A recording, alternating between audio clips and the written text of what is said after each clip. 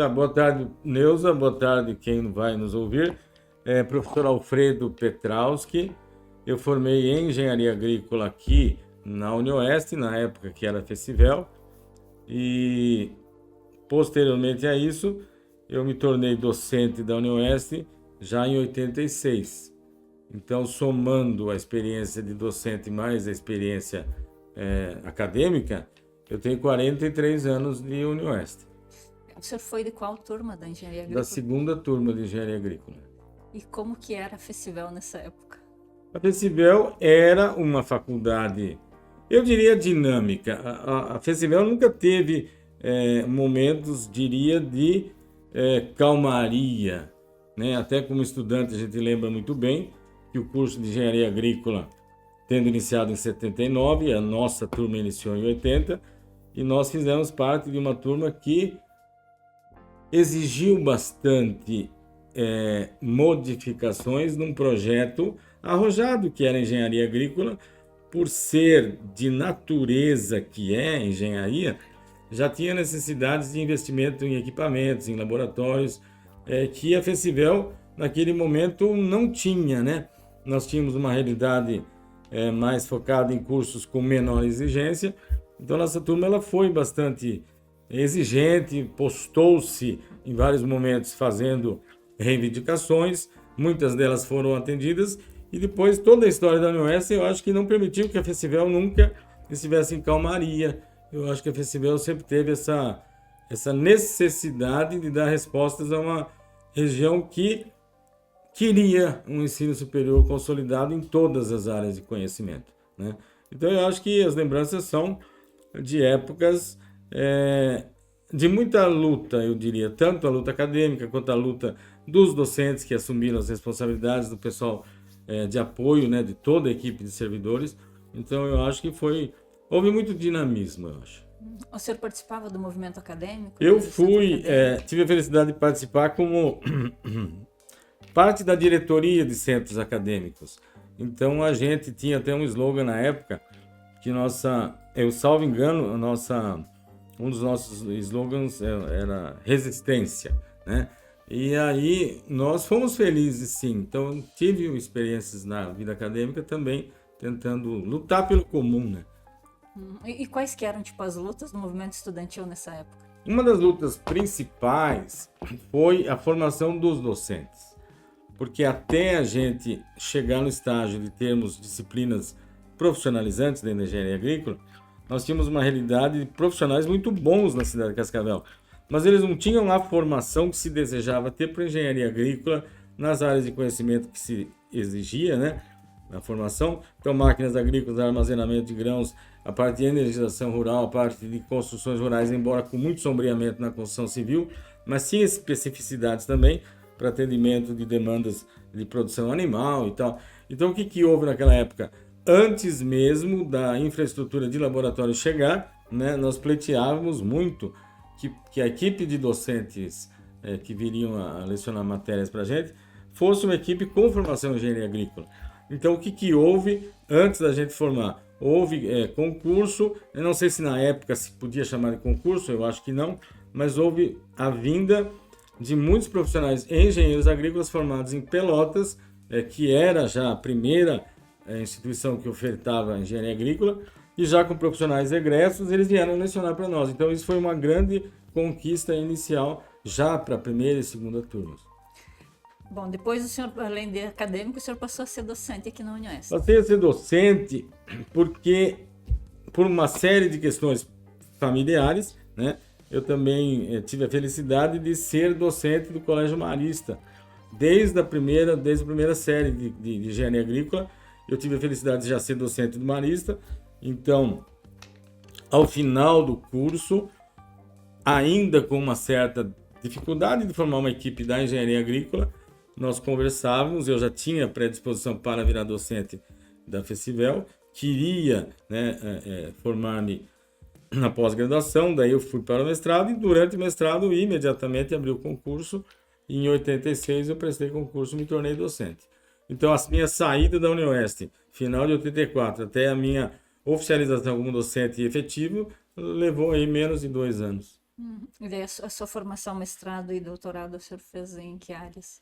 Eu fiz o mestrado em construções rurais na Federal de Viçosa, e aí naquela época, foram 3 anos, retornei, e depois, por uma questão interessante também, e é bom que se registre, a engenharia agrícola, eu acho que ela, no coletivo, assumiu a responsabilidade de talvez ser o primeiro curso que reconheceu a necessidade da pós-graduação na equipe docente. Então, o saudoso professor João Bach, que foi egresso da primeira turma de engenharia agrícola e também se tornou docente da engenharia agrícola, ele saiu para o mestrado, saiu para o doutorado, e assim foi comigo também. Depois que eu voltei da Federal de Viçosa, eu fiquei aqui mais alguns anos e também saí para o doutorado, mas as equipes já tinham no coletivo esse interesse de falar, olha, nós precisamos nos tornar um curso respeitado a nível nacional, e esse respeito a nível nacional, desde do início da década de 90, estava obrigatoriamente associado à qualificação do docente. Então eu acho que a engenharia agrícola, ela conseguiu trilhar um caminho que abriu espaço, talvez até pelo exemplo, para outros cursos. Tanto é que o primeiro pós-graduação em mestrado, nível de mestrado, foi da engenharia agrícola, e daí sucedeu tudo que hoje é a expressão do nosso curso, né? Sim. E como que o senhor vê a contribuição do curso de engenharia agrícola e da UniOeste para a sociedade regional aqui? Olha, falar de Cascavel, falar da realidade regional, hoje muito gratificante, né? Porque se você pensa na engenharia agrícola, na UniOeste Cascavel, na agronomia, né, Marechal Cândido Rondon, você tem profissionais que podem dar resposta para uma realidade de produção agrícola, de produção animal, de industrialização desses produtos, né? E acho que nesse aspecto a UniOeste está de parabéns. Agora, se você pensar na UniOeste planejada em 1993, se você me permite uma referência temporal, houve um acerto muito grande no planejamento do campus de Cascavel, no planejamento dos cursos que iam ser oferecidos nos outros 4 campi. E acho que tem muita reflexão anterior a essas decisões, e eu acho que foram decisões acertadas. Por quê? Porque Cascavel, por exemplo, hoje é uma expressão regional em termos de produção agrícola, mas não parou aí. Nós temos expressão na área de saúde, que é uma coisa elogiável a nível de Brasil, né? Se você pensar numa necessidade em termos de saúde, a UniOeste acompanhou isso estrategicamente na formação que orientou para a saúde. Cascavel é um exemplo disso. E também na expressão de formação superior. Então eu acho que nós estamos perfeitamente engajados e somos, sim, responsáveis por toda a pujança que tem nessa cidade, em termos de educação, em termos de saúde, em termos de planejamento, em termos de serviços, né? E a UniOeste soube adequadamente gerenciar toda a estratégia para a criação desses cursos, e hoje tenta, pós-graduação, dar mais qualificação para os profissionais que já estão na região, né? Uhum. O senhor acompanhou a transição da Festivel para a UniOeste. Como que foi esse processo? Eu acompanhei, e isso é um dos momentos da minha vida que mais me deixa feliz enquanto colaborações que eventualmente a gente deu, né? É muito difícil a gente falar em UniOeste nessa época da transição sem a gente cometer alguma injustiça pelo esquecimento de alguns nomes, mas existiram, né, pessoas que fazem parte dessa história e ajudaram nessa transição de modo a torná-la mais eficaz em termos da virada da gestão, né, do status administrativo da UniOeste.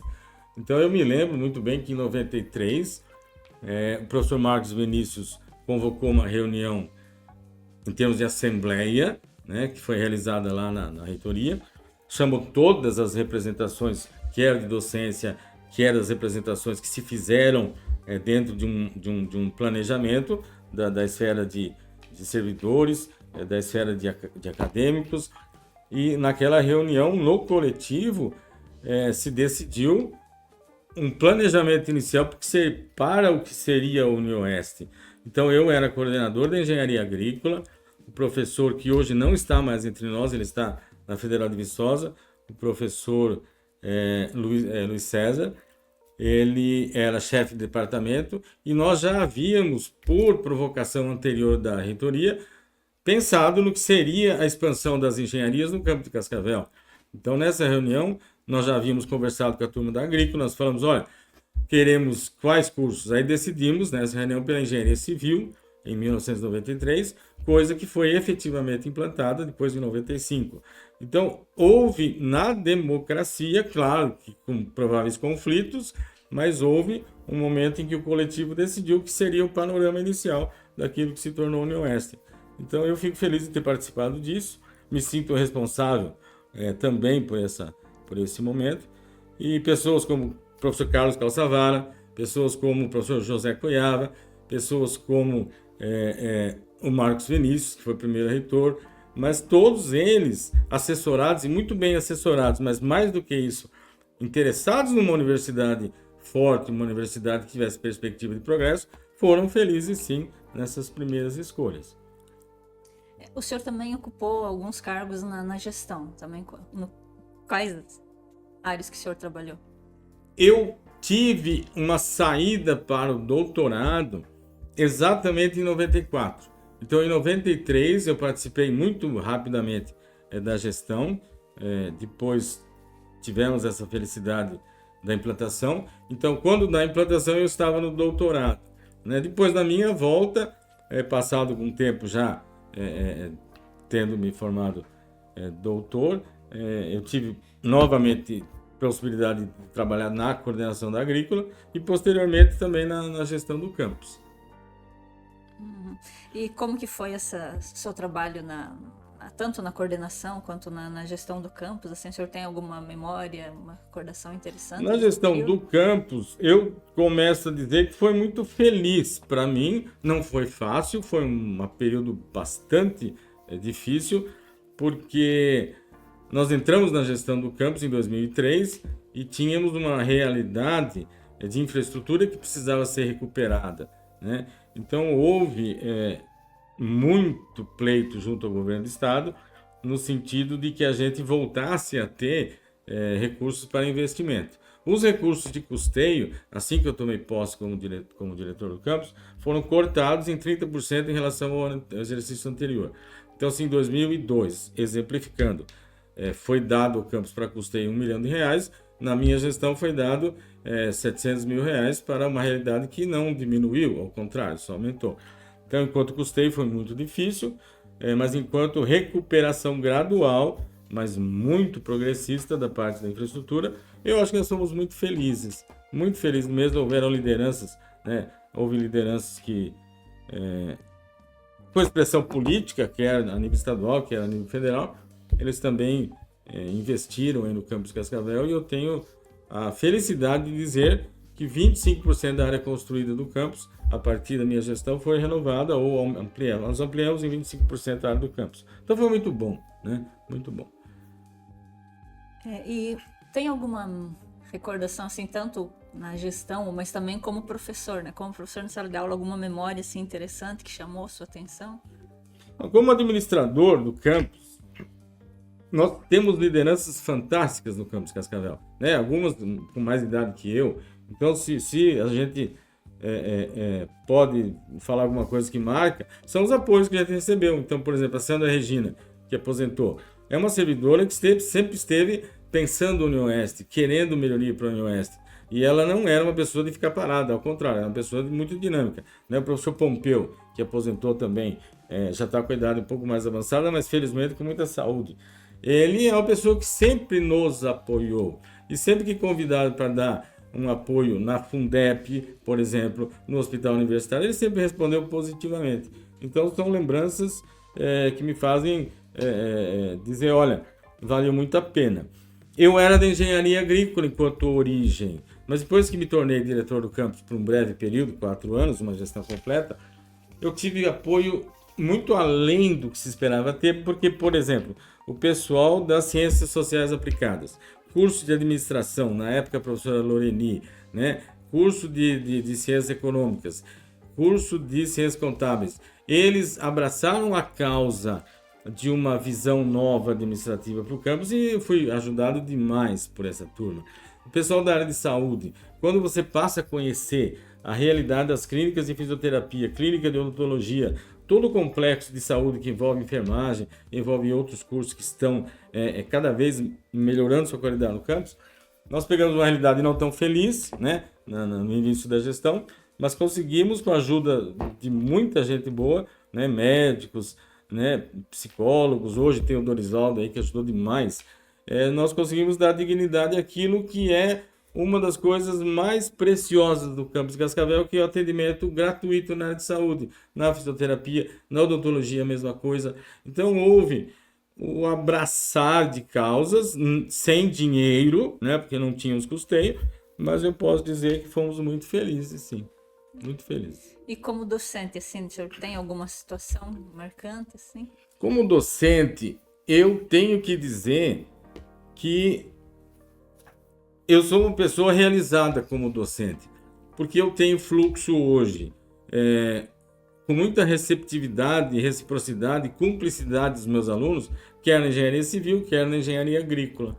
Então, veja, por uma razão talvez da minha formação como profissional, que tenho dentro da engenharia agrícola estudado muito mais estruturas e acabei me especializando a nível de pós-graduação em estruturas de madeira, eu tenho talvez uma identificação com essa parte de estruturas que talvez seja mais útil para a clientela da civil, em função da importância que essa área de conhecimento tem para a engenharia civil.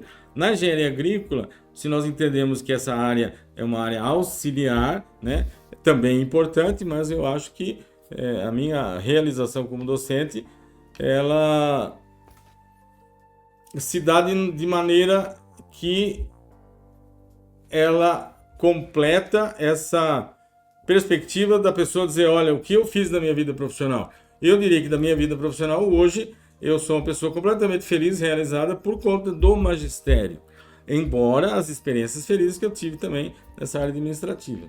Né? Uhum. E outra coisa, se você me permite, eu fico cortando de repente sua fala, mas eu tenho dito isso quando eu posso.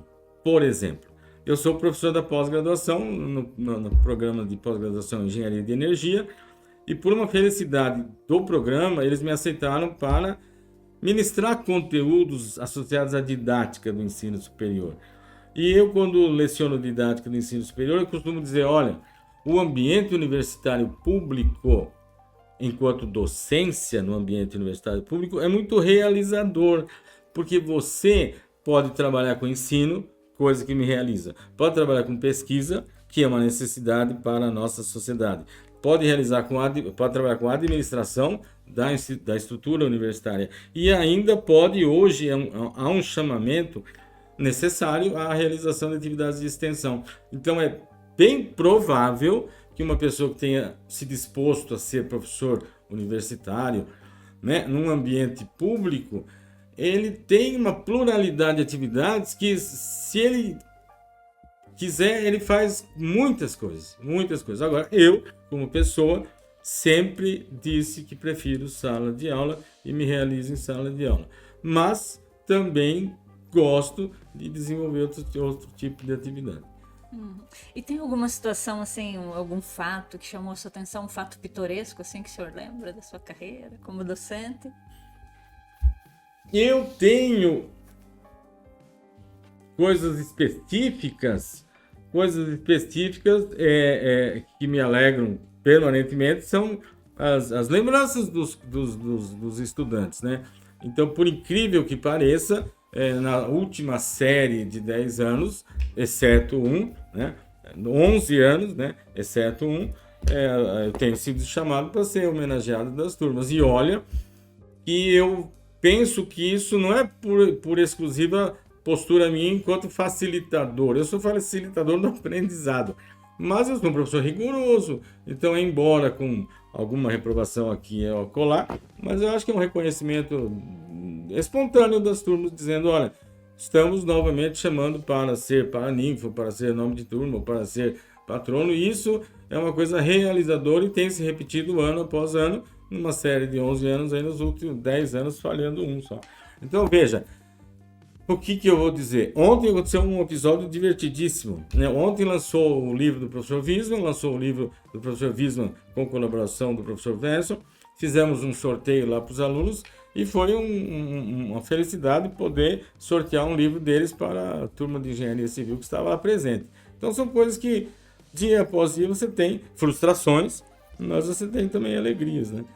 Eu acho que no cômputo geral eu só tenho sido contemplado com alegrias, com mais frequência.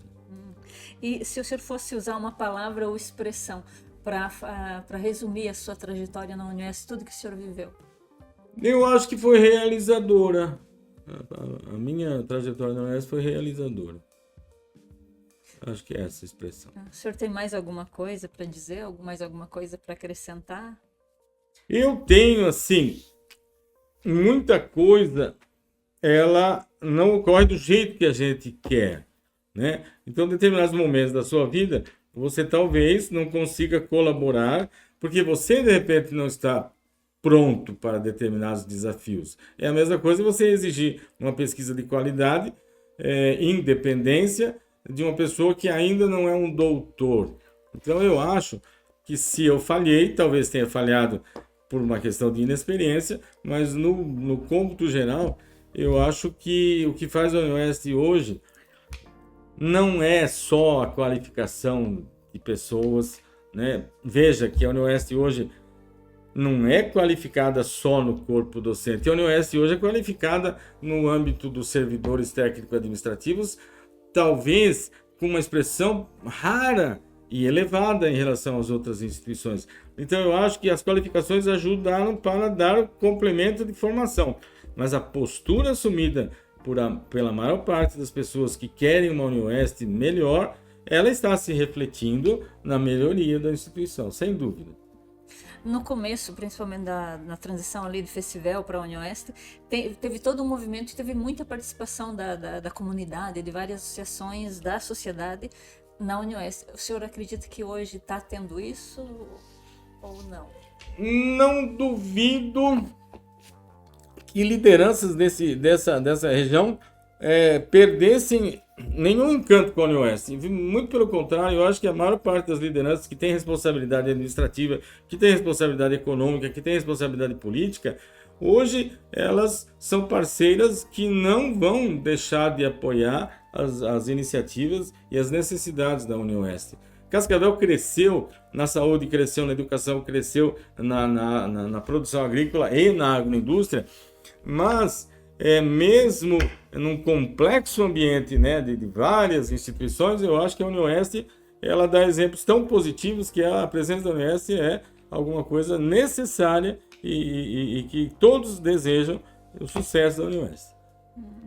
Professor, eu agradeço pela sua presença, pela entrevista, né, por a sua colaboração nesse projeto dos 30 anos da UniOeste e pela sua trajetória, né, que é uma trajetória longa e feliz, realizada aqui na UniOeste. Não, é realizadora. E eu acho que vocês estão de parabéns, né? Toda a ideia de você registrar a história de uma instituição maravilhosa como a UniOeste, toda a ideia de você resgatar, né, momentos que são especiais para a história da UniOeste, do campus Cascavel, é uma iniciativa que deve ser continuada, né? Então vocês estão de parabéns, eu fico feliz de poder falar essas breves histórias aí da minha vida na UniOeste e agradeço também de ter sido chamado. Obrigado então, Neuza, e fico muito contente.